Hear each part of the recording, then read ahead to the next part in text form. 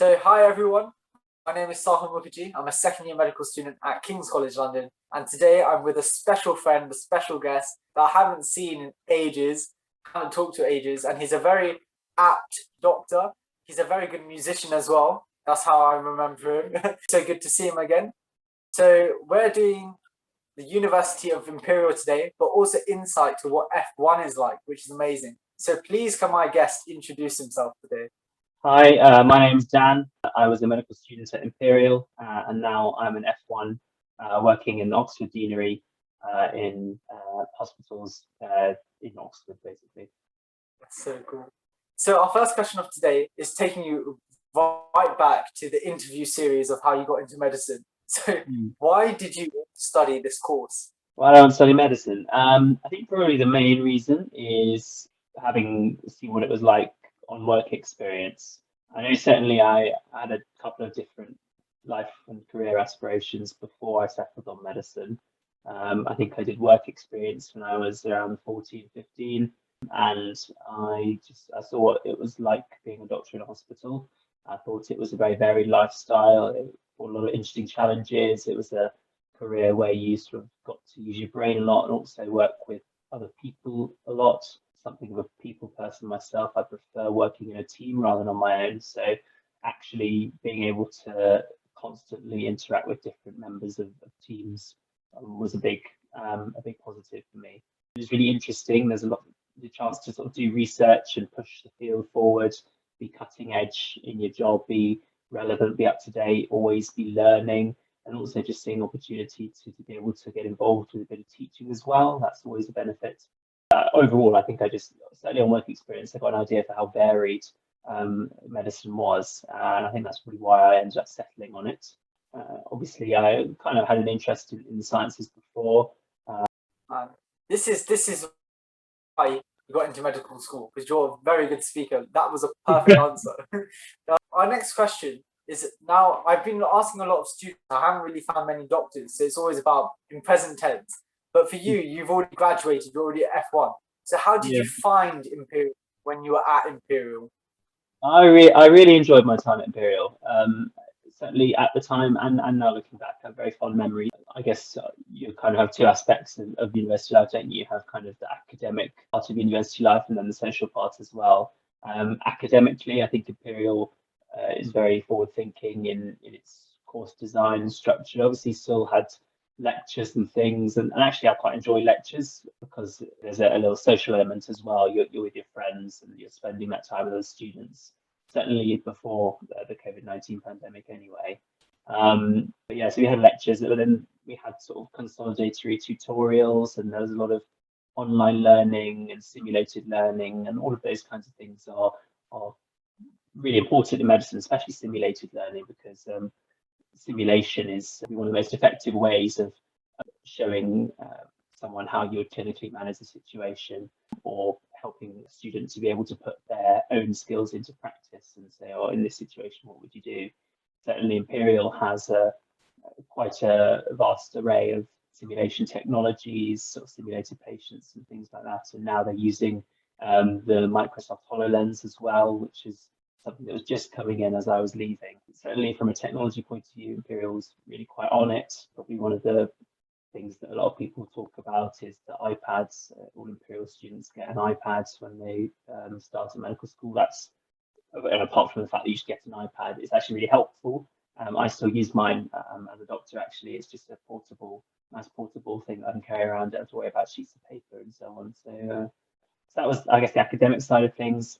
Probably what was actually more important to me was the sort of social extracurricular side of things. I have the best friends from Imperial, and I did a lot of student society stuff as well. I know Sahil mentioned I'm quite musical. I did a lot of musical theatre when I was at Imperial, and actually doing the musical theatre is probably the highlight of my university experience. Just because, you know, if you're going to survive in medicine, certainly in my opinion, I think you need to have an extracurricular hobby or just something that you can use to wind down. And for me, that was musical theatre, countless shows over the sort of 6 years, and it's nice just to have those closer friendships. I would say, you know, obviously it's one thing being friends, sitting in lecture theatre, but actually going out doing things together, being productive, and spending your free time with other people is much more rewarding, I would say.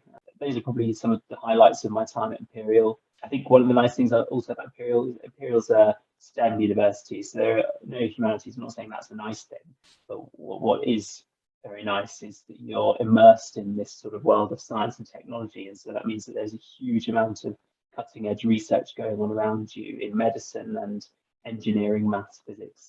You do find that you're at the forefront of research in your given field, certainly at Imperial. That made me want to go to Imperial now. Maybe I'm a good salesman. Were you an ambassador for Imperial when you were there? No. I think you should have been. So our next question. So at your university, Imperial, do you think there's enough support in students? So not only in terms of academically, but mental health, finance, and maybe career prospects as well? Okay, so academic, mental health, finance, and career prospects. So academically, actually, certainly in my experience, and I can just talk from my experience, obviously I can't talk from anyone else's experience. I think personally I had enough academic support. I had a personal tutor who was very attentive, very engaging, and actually I think Imperial was a place where I ended up meeting a lot of role models, a lot of consultants and senior doctors who are very happy to engage in teaching and to really act as a mentor, take you under your wing. There's one thing being a teacher, it's another thing being a mentor. A teacher is someone who imparts information, but a mentor is someone who really takes you and invests themselves in your academic and personal development. So certainly at Imperial, I found that a lot. And I think I'd say I was very happy with the number of inspiring mentors that I've had through my time at Imperial.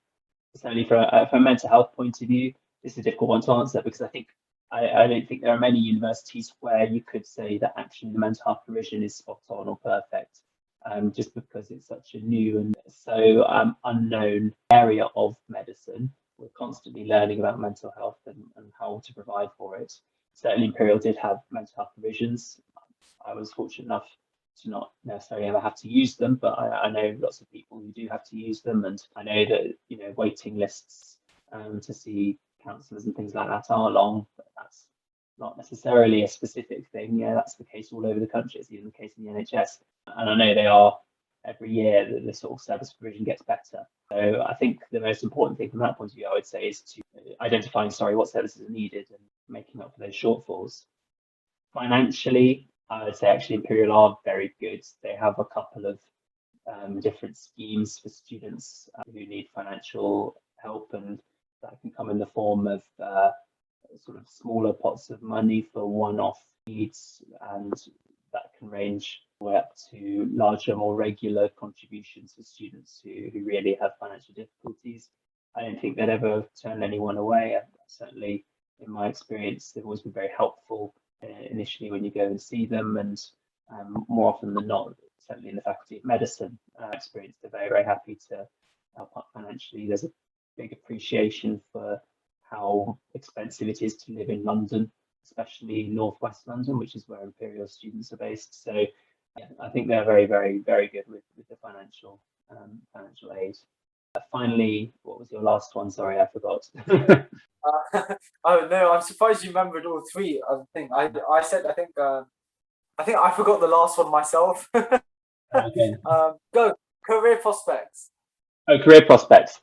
Oh, so actually, Imperial has a dedicated careers service, and actually, what's really great is that Imperial students have access to this career service for I think up to 2 or 3 years, even after they leave. So even now, as an F1 doctor, and even an F2 or even F3 doctor, I could go back and get careers advice from the Imperial Careers Service. Actually, what their careers provision is very good.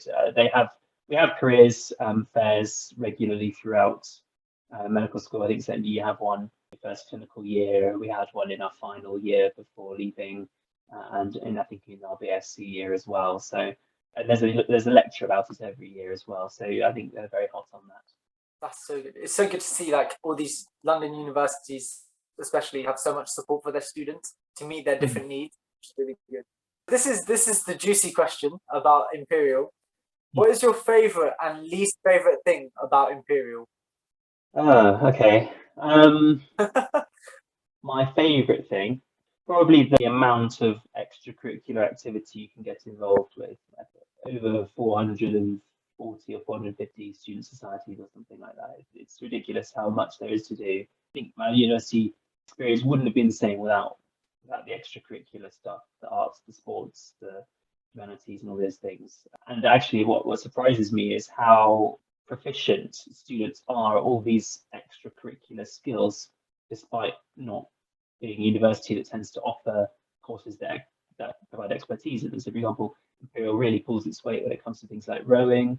Some of the art societies are of an incredibly high standard, has some of the sort of top humanities courses as well that I know are provided, despite the fact that there are no art students, no humanities students, no sports students. So yeah, I always find that pretty incredible. I think it's probably one of my favorite things about Imperial. What's my least favorite thing about Imperial? I'd say probably the cost of living in northwest London is probably one of my least favorite things.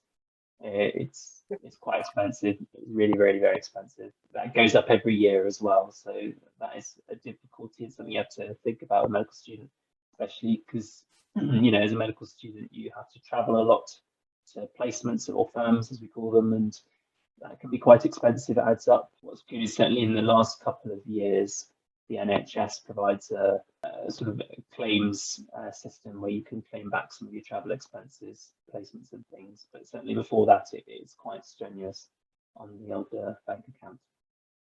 Okay. So I feel like I feel your pain because I'm going Kings. So that's like, so as a medical student, we're supposed to be working quite hard and consistently. So when you did study, what was your favorite study place on campus?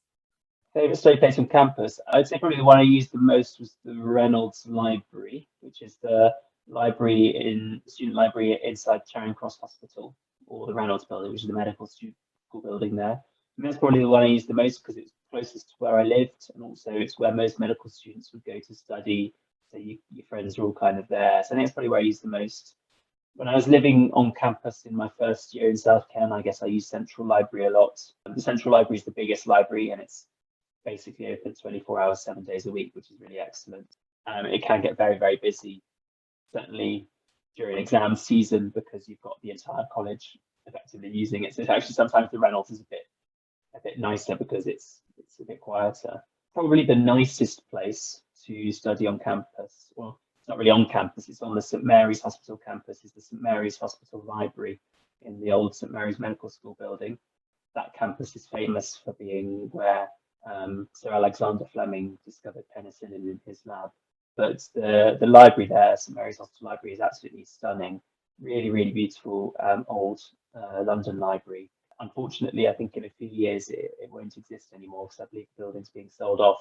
But it was lovely to use whilst it was there. That's like a legacy in that whole building. That's so cool. Yeah, no, it's a pretty cool building. Imperial has some cool history as well. And it's like you hear all these things about alumni from different universities, and you just think, wow, one day you might achieve something from passing out from that university. You never know. I think it'd be a big ask to reach the level of penicillin, but I'm sure someone will do it. Maybe. So Central London, I had a friend I was talking to from UCL, and we were discussing London, like you said, is a very expensive place. So on campus and campus, what are your favourite places to eat? On campus, I mean, the catering's fairly basic. I know the South Kensington campus has some good food outlets in the junior common room, senior common room. But actually, because I wasn't really on South Kensington campus much beyond first and second year, I didn't really eat there an awful lot. And because I lived close by, I would just go home for lunch. The library cafe, actually, the library cafes have some pretty good wraps and sandwiches and paninis and things. And we have an app called Yo-Yo where you can collect points, and the rate of points to rewards is quite good. So I've got quite a few freebies from using the library campus catering. So yeah, I would say that's pretty good. There's a canteen in the Hammersmith Hospital called the Wolfson Canteen, which is in the sort of medical school building. That's probably the nicest canteen in Imperial, I would say. They have some really nice hot food as well that they serve at lunchtime. off campus.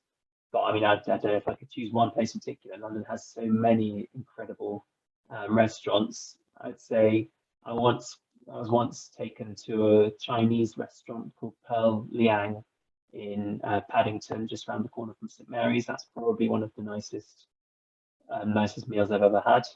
So I'd recommend it. It's expensive though. I didn't pay. So at Imperial, what sort of campus events are there? It involves like not only student union but also individual society events. So it's quite a broad question.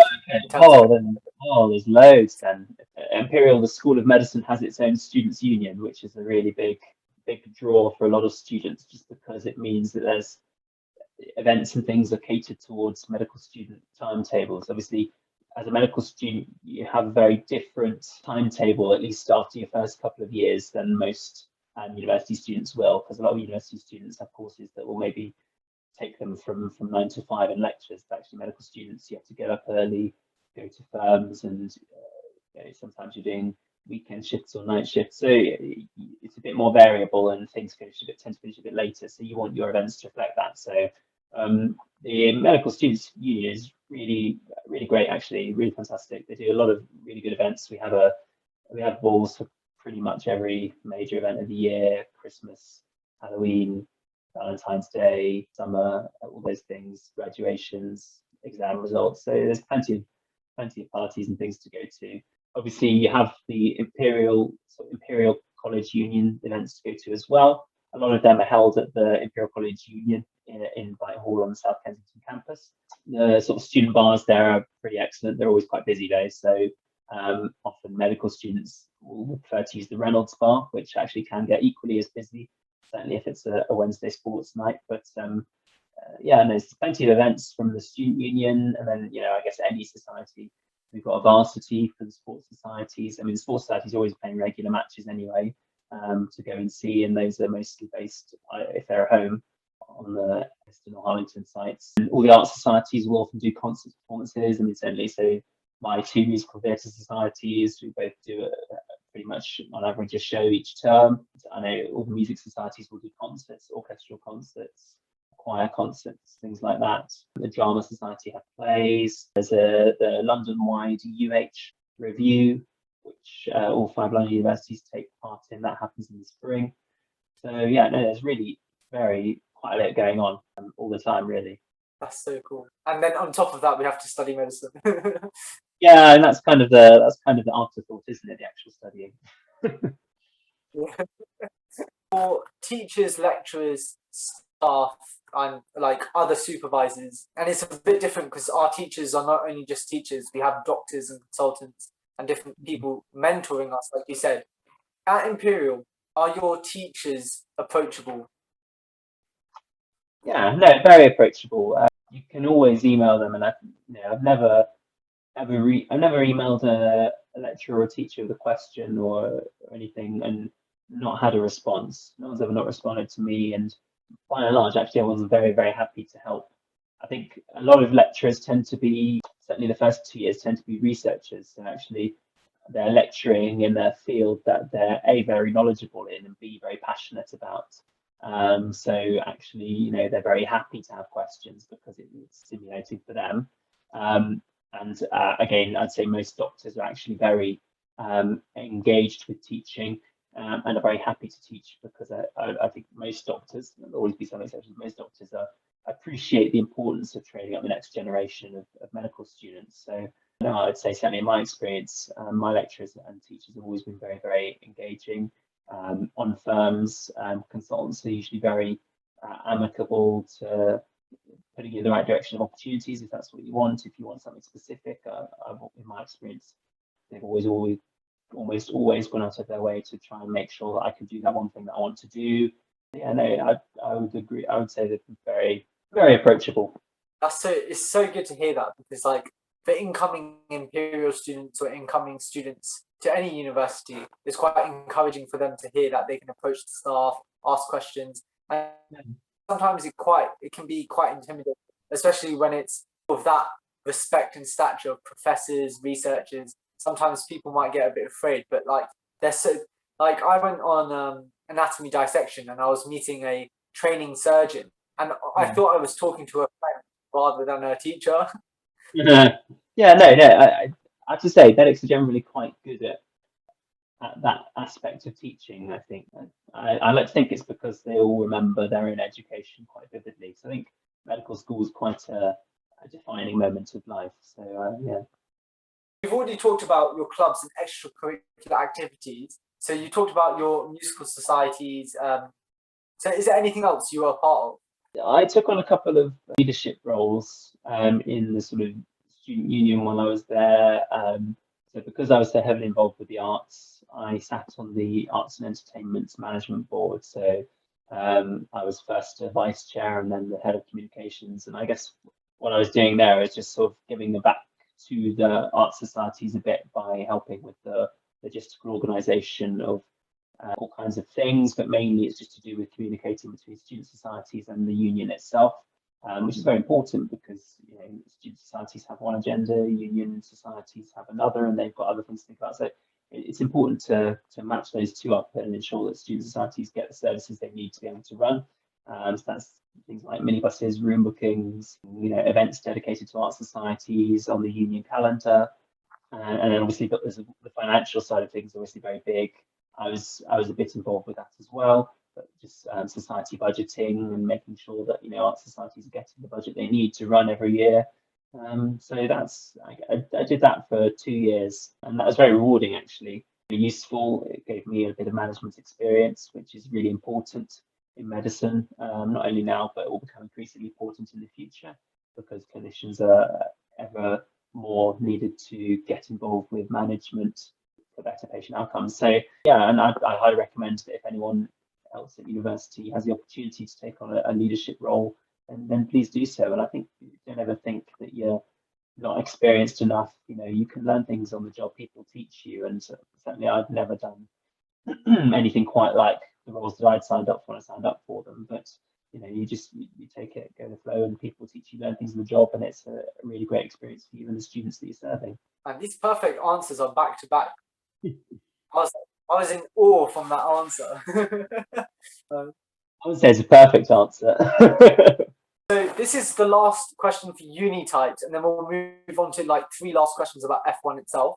So the last question about uni life, it's quite a nice question, I think, is did anything surprise you when you came to university? It was a bit surprising I don't want to say the freedom, because actually I had quite a lot of freedom throughout my senior years of high school actually, and I think probably what was pleasantly surprising is how nice it was to just sort of start living with friends, and probably how sort of different it is to live with friends 24/7. I mean, I certainly when I was at school, I lived with my family, and that was great, and so on. But it's just a very different experience living with course mates and things 24 hours, 7 days a week. And now we're going to talk about the F1 specific questions. How are you finding F1 in general?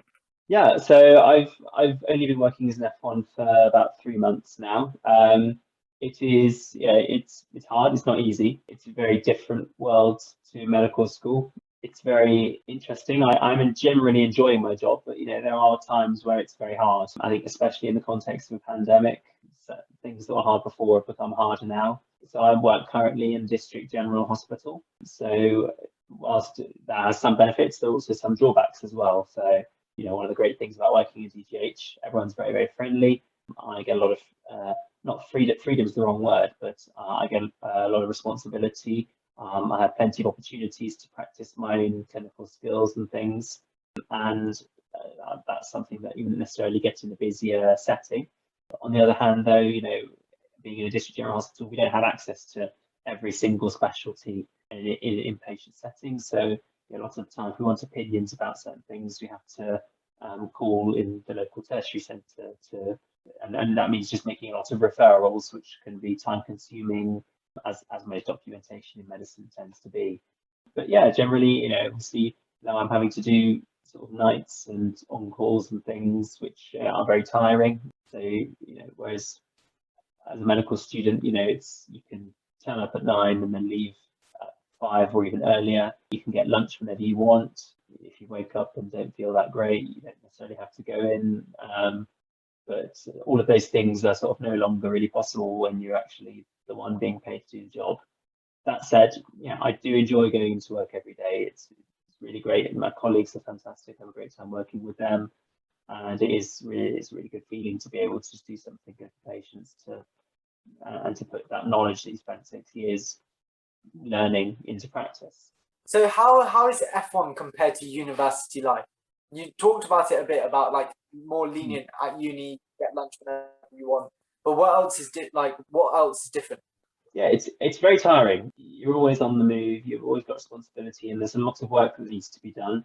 And the problem that I think we see all over the NHS is that the NHS is in general not staffed well enough for that work to all be done in comfortable timing. So, often there are days where I'll stay beyond the time I'm supposed to finish to make sure the work gets done. That's not really very good practice. And generally, I don't stay too late, actually, as a rule. I try and keep it to sort of half an hour or so, but often there is a lot of work to be done and not enough time in which to do it. Patients are very sick. I think as medical students, I think Imperial handled it very well. Obviously during the pandemic, I think a lot of medical students' experiences have been that they've sort of been protected a lot from COVID by medical schools, not necessarily going into firms as much, having a lot of online teaching. But obviously when you become a doctor, someone has to see the patient. So you're not really protected from that anymore. So you do see a lot of very sick patients. You see a lot of COVID, and it can be stressful dealing with that kind of thing. It can be stressful dealing with patients who are acutely unwell or acutely deteriorating. And as a medical student, it's really cool seeing doctors deal with acute cases, but actually suddenly when you're the one that's responsible for the patient, it turns from being really cool to being really stressful. And obviously you don't want to make a mistake. As doctors, we have to accept that we'll all make mistakes at some point in our practice. But yeah, I think that's probably what the main difference is the responsibility. Suddenly the buck stops with you, maybe not necessarily you alone, it stops with you and your senior members of your team, but the person on the ward managing that patient at the moment is you. And I guess another difference is that whereas before you were the medical student, actually now you may have medical students. In my experience, I've had on the wards and in the ambulatory units and things, I've had medical students attached to me, and so I've taken time to teach them, and it's really, really rewarding. But it's kind of just a weird circle of having a medical student with you, and suddenly you're no longer the student, you're the teacher, and that's kind of a weird thing to get used to initially. But it's very enjoyable, actually. I've really enjoyed teaching medical students in the hospital. You seem like you would be a really good teacher. What are your future ambitions? Not 100% set yet. I think probably I mentioned a couple of things. Anesthetics, I was interested in for a lot of my medical school career. I really enjoy anesthetics. I'm quite a practical person. I like doing practical skills, so that's kind of very anesthetics-y. They're also a really lovely bunch of people. They take care of you. They're really good side of things. So anesthetics, cardiology I also find very interesting, particularly interventional cardiology, again with the practical skills aspect in strong force there. Probably, whatever I go to, I'd like to do a little bit of research, at least early on in my career, just because I've done some research at medical school, enjoyed it, and whilst ultimately I do want to be a clinical doctor, the research is important. It's nice to have a balance, I think, and a lot of researchers will do a bit of research and a bit of clinical, so I think that would be a nice balance to have. Whatever I go into, I would put my all into it and really enjoy it. I think lots of people change their minds multiple times throughout their training. Obviously, different specialties are kind of coming and going as well in a way. There's some specialties which are really important, or not really necessarily really important, but really big 30 years ago, maybe a bit smaller now, and new specialties are emerging. So actually, by the time I'm a consultant, there'll probably be specialties that probably don't even exist at the moment. So it's difficult to say exactly where I'll end up, but I know that whatever I do, I'll do it because I enjoy it and because I want to do it. And I think that's probably the right reason to do anything, really. I don't think you should necessarily do anything for reasons to do with financial gain or stuff like that. And a lot of people say, oh, choose your specialty based on whether you want to have a family or not, which I think you can make a family work whichever specialty you go into. I don't think you should limit yourself because you think, oh, that specialty will be too busy, I won't have enough time. You know, I think you can make it work, especially in this day and age. But what's the day in the life of an F1 like? So I get up very early. My commute is quite long, mainly because most of my hospital placements over the next 2 years are close to me, but the first one is a bit further away. So my first 4 months, the commute is an hour and 15 minutes. So I have to get up quite early, commute into hospital, and depending on what duty I'm on, so if I'm on the ward, which is probably the sort of most typical duty, then your job is really, you don't lead the ward round, but you are the one writing the notes. So you've got to prep all the notes for the ward round. Thankfully, I'm in a hospital trust that has electronic notes, which is an absolute godsend. Not only that, but it's the same electronic note system that I used back at Imperial, so I didn't even have to learn a new system, which is just such a boon, actually. If you happen to be in that situation where you start F1, so it's just one less thing to have to get used to. But yeah, so you have to prep all the patient notes and ready for the ward round, and then we'll go do the ward round either with a consultant or a registrar, depending on sort of who's on and how many patients you have to see and which patients the consultant or registrar wants to see. And the ward round is basically just going and seeing patients, and I'll note down the specific jobs that need to be done as I see them. If there are any urgent jobs, then we'll do them on the go. But otherwise, most jobs will leave until after the ward round's done, so that I can then go and do those in the afternoon. Yeah, so once the ward round's finished, it's all about just doing the jobs for patients to make sure that their care has progressed. So that might mean getting blood tests, might mean referring them to be reviewed by other specialties, it might be ordering scans, it might be talking to relatives to keep them updated about their patient's progress. It's a variety of different things. Depending on how busy it is, I might be able to get lunch in, but sometimes I'll just eat lunch while I'm working. The other thing is that often, most days, there'll be some sort of teaching on, whether that's specific F1 teaching that's designed for us, or whether it's this weekly case-based discussion or weekly journal club. If possible, I try and go to those because they're actually quite interesting and you actually learn quite a lot. But sometimes it is just too busy and you're not always able to get there. And effectively, your days kind of split into two, really: ward round in the morning, jobs and things in the afternoon. If you're on different areas of the department, you might do different things. If I'm on the ambulatory unit, it's a bit more like an accident and emergency, but it's slightly more chill. So you get patients coming in for specific medical issues. They might have a low potassium or something, and your job is to just briefly plug them in, work them up, manage them, and then send them home. Because it's just a day unit, so they're not people don't get admitted overnight. And then, yeah, based on what ward you're on, it might be sort of different vibes. So there's sort of two medical wards, general medical wards, are for patients who have sort of been stabilised and are having a prolonged admission. They tend to be patients who are slightly more stable. There's also the emergency unit, the emergency assessment unit, or some people call it AMU, some people call it EAU, varies between hospitals, but that's where actually some of the sickest patients are transferred from A&E, and they might be patients who still quite unwell, have a couple of things that need to be done to sort of fully stabilise them. But then, you know, they may either go home or they may come up to the medical wards after that. So it's just quite variable, and obviously you're seeing the same patients on the same ward every day, but then you rotate around. So I spend 3 weeks on one ward, and then I go after that, spend 3 weeks in another place. I have night shifts in between, weekend on-call shifts in between. Those days are quite long. That's 13-hour shifts, so I end up going home quite late. Those are the longest ones. They're probably the hardest ones as well. Weekends are quite busy. Sounds so hectic. Oh my god. Oh, well, it is, yeah. You guys, everyone who's the doctors, you guys are all doing an amazing job, especially during a pandemic. It's such a difficult time. Very kind of you to say. I certainly never expected to be graduating during a pandemic. Even when COVID started, honestly, I would say I never expected it to last this long, but it has, and this is where we are. So we just got to make the best of it, I think. I'm making the best of online lectures. Yeah. A didactic lecture-based learning is a bit outdated. The online teaching is probably the future. You need to find the balance of having that in-person, face-to-face interaction as well, because that is important, and that's kind of what it means to be a human, isn't it, really?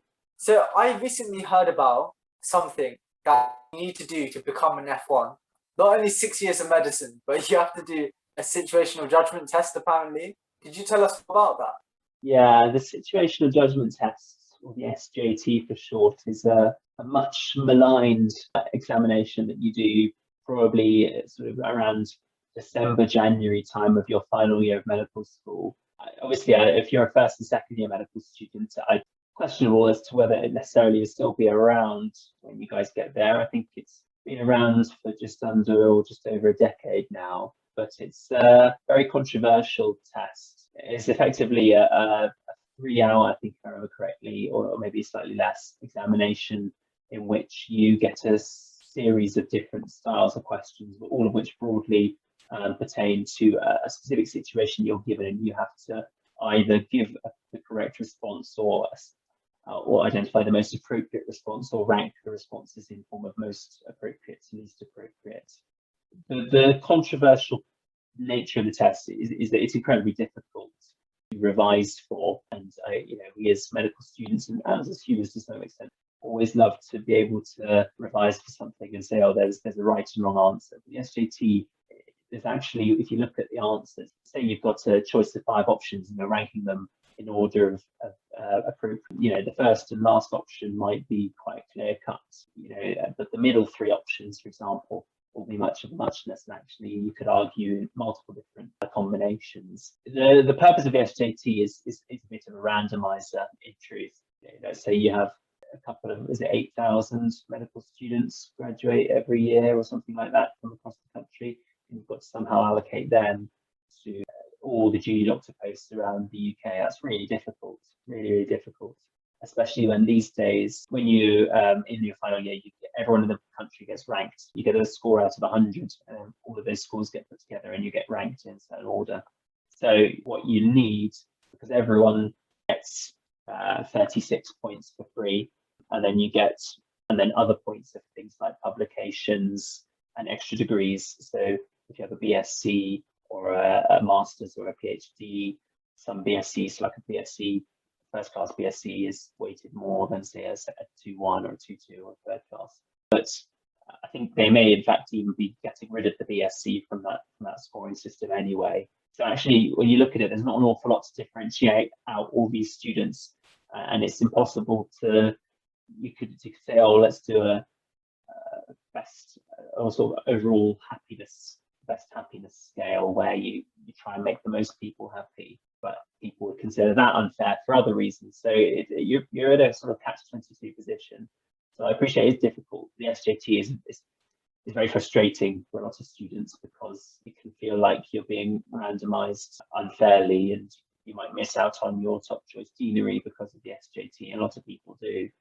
I would say probably don't worry about it, especially if you're in your first to 5th years. I only really started thinking about it when I became a final year, and because you can't revise for it, the best thing I would say if you are taking SJT is just to do the past papers online.